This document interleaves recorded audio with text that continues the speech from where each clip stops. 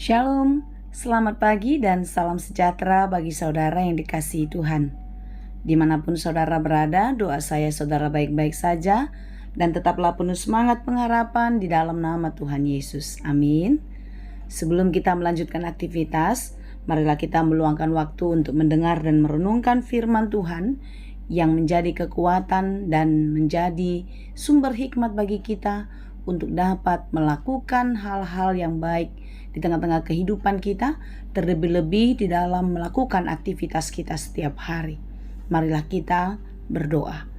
Ya Allah Bapa yang maha baik yang kami sembah di dalam Yesus Kristus, terima kasih Tuhan untuk kesempatan yang setiap hari Tuhan izinkan terjadi dalam hidup kami. Kami bersyukur atas penyertaan-Mu di sepanjang malam tadi, dan hari ini kami menyerahkan seluruh kehidupan kami. Kiranya Tuhan senantiasa menolong kami, memberkati kami di dalam segala pekerjaan kami. Apapun yang kami lakukan, mampukanlah kami untuk melakukannya di dalam takut akan Tuhan. Karena jika kami melakukan di dalam takut akan Tuhan, kami percaya apa saja yang kami perbuat pasti berhasil dan berbuah dengan baik. Oleh sebab itu Tuhan, kami mau terus belajar di dalam firman-Mu.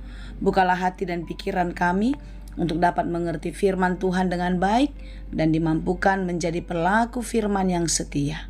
Berfirmanlah Engkau ya Bapa, sebab kami telah siap mendengar. Kasih karunia dan damai sejahtera dari Allah Bapa Tuhan kita dan dari anaknya Tuhan Yesus Kristus dan Roh Kudus menyertai saudara sekalian. Amin. Firman Tuhan untuk kita pada hari ini yang ditetapkan menurut Almanak HKBP Rabu 8 Mei 2024 tertulis dalam kitab Roma 8 ayat 31. Dalam bahasa Batak dan bahasa Indonesia demikianlah dikatakan. Ope ahamadohono tadisi molo debatado ngata isema alota. Sebab itu, apakah yang akan kita katakan tentang semuanya itu? Jika Allah di pihak kita, siapakah yang akan melawan kita? Demikianlah pembacaan firman Tuhan. Saudaraku yang dikasihi Tuhan, hari-hari terakhir ini kita semakin banyak melihat tindak kejahatan terjadi di sekitar kita.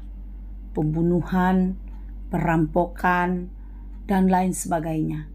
Kadang kalau kita mengingat keberanian seseorang di dalam melakukan kejahatan itu sepertinya tidak masuk akal lagi. Kenapa seseorang bisa melakukan kejahatan? Tentu hidupnya jauh dari Tuhan. Hidupnya dirasuki oleh keinginan-keinginan setan. Sehingga apapun yang diinginkan oleh iblis, dia lakukan di dalam kehidupan. Tentu berbeda dengan anak-anak Tuhan. Tentu berbeda dengan orang-orang yang hidup di dalam Tuhan. Ketika ia hendak melakukan kejahatan, dia akan berpikir 1000 kali, bahkan beribu-ribu kali.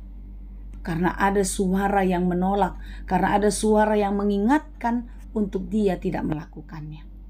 Saudara-saudara, Paulus menyadari bahwasanya begitu berat godaan yang terjadi kepada jemaat Tuhan, kepada saudara dan kepada saya juga. Walaupun saya pendeta, tentu godaan dunia, godaan iblis itu selalu ada. Oleh sebab itulah, di dalam kesadaran Pauluslah, maka Paulus mengingatkan jemaat untuk tetap hidup di dalam Tuhan, untuk tetap hidup di dalam roh. Karena jika kita tidak hidup di dalam roh, maka kita akan lemah secara daging juga. Roh yang memberi kehidupan telah memerdekakan, telah memenangkan kita dari dosa, dari kematian. Oleh sebab itulah, kita harus hidup di dalam roh. Kita harus hidup di dalam kasih Tuhan, di dalam kuasa-Nya, agar kita boleh melanjutkan kehidupan kita di dunia yang fana. Saudara-saudara yang dikasihi Tuhan, inilah sukacita kita sebagai orang-orang yang telah ditebus, sebagai anak-anak yang telah diselamatkan dari kegelapan dosa dan hidup di dalam terang surga. Kita harus hidup di dalam pengharapan. Kita harus yakin bahwasanya hidup di dalam Tuhan akan memampukan kita untuk melewati penderitaan zaman, memampukan kita untuk melewati berbagai-bagai pergumulan, berbagai-bagai pencobaan di tengah-tengah kehidupan. Oleh sebab itu saudara-saudara yang dikasihi Tuhan, ketika pergumulan datang, ketika kesusahan, sakit, penyakit datang, jangan izinkan iblis mengobrak-abrik hatimu, menggoncangkan imanmu, tetapi tetaplah teguh dan percaya kepada Tuhan. Karena tidak ada satu kekuatan pun di dunia ini, tidak ada satu kekuatan yang kuat menurut manusia dapat mengalahkan kekuatan Tuhan kita. Amin. Oleh sebab itu, banggalah kita, bersyukurlah kita, karena kita telah ditebus dan telah diangkat menjadi anaknya. Tentu Tuhan tidak akan membiarkan kita sebagai anaknya, sebagai anak yang dikasihinya. Dia akan terus memelihara kehidupan kita sampai Maranatha tiba. Oleh sebab itu saudara-saudara, sebagaimana renungan kita pada hari ini, Paulus pun mengingatkan kepada jemaat di Roma, dan tentu ini pun peringatan bagi kita untuk tetap beriman yang teguh, beriman yang tangguh. Sekuat apapun godaan, sekuat apapun goncangan, badai kehidupan menerpa kehidupan kita, tetaplah percaya kepada Tuhan. Berpeganglah kepada Tuhan. Jangan ragu, jangan takut, hadapi, jalani. Jika Tuhan di pihak kita, tidak ada satu kekuatan pun yang dapat mengalahkan kita. Amin. Jika tubuh kita lemah, itu wajar. Namanya kita juga masih manusia dan hidup di dunia yang fana. Tetapi jika engkau lemah, datang dan berserulah kepada Tuhan, berpeganglah kepada pegangan yang teguh, yaitu Yesus Kristus sebagai dasar yang kuat di tengah-tengah kehidupan kita. Maka percayalah saudara, kita akan mampu melewati badai kehidupan. Tidak ada badai yang akan menenggelamkan kehidupan kita. Oleh sebab itu saudara, tetaplah beriman teguh. Iblis sangat takut kepada Allah. Iblis takut kepada Yesus. Tetapi iblis tidak takut kepada manusia. Bagaimana iblis mau mengalahkan Yesus? Saya sudah pernah menyampaikan itu di dalam khotbah saya. Iblis mau mengalahkan Yesus dengan menggoda kita, anak-anaknya.